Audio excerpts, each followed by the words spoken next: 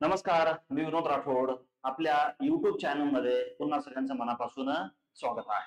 मित्रांनो, रिसेंटली तुम्ही बघितलं एमपीएससी गट ब ची जाहिरात आलेली आहे आणि त्या पाठोपाठ एमपीएससी मार्फत गट ब ची औषध निरीक्षक म्हणजेच ड्रग्स इन्स्पेक्टर ची सुद्धा जाहिरात आलेली आहे.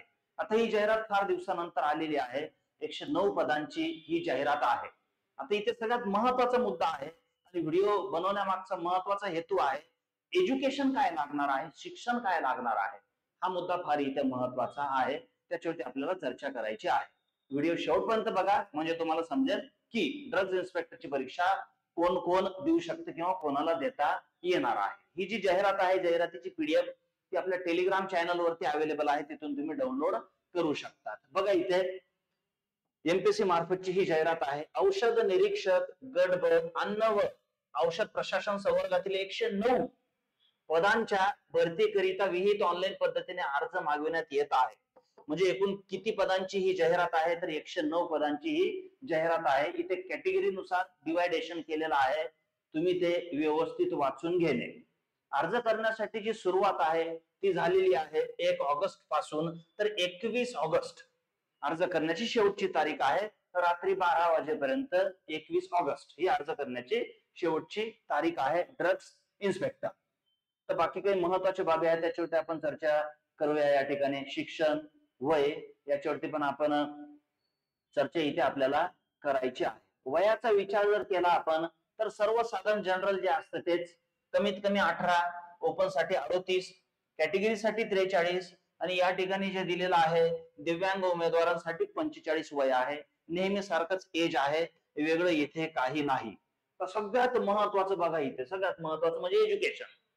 आणि एज्युकेशन तुम्हाला माहिती असेल तरच तुम्हाला अर्ज करता येणार आहे, अन्यथा अर्ज करता येणार नाही. एज्युकेशन बघा, शैक्षणिक अर्हता passes a degree in pharmacy, passes a degree in pharmacy और फार्मास्युटिकल सायन्स. इथे बघा काय सांगितलंय, एक तर तुमचं बी फार्म पाहिजे. बी फार्म जर नसेल तर medicine with specialisation in clinical pharmacology.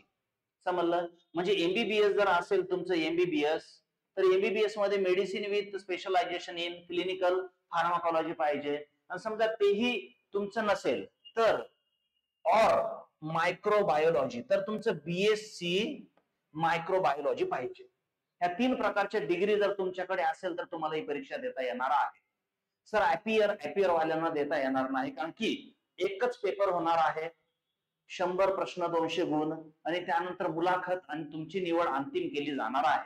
त्यामुळे इथे अपियर विद्यार्थ्यांना परीक्षा देता येणार नाही. ज्यांच्याकडे डिग्री पूर्ण आहे त्याच विद्यार्थ्यांना ही परीक्षा देता येणार आहे. याची परीक्षेची तारीख अजून आलेली नाही, आल्यानंतर मी तुम्हाला कळवणारच.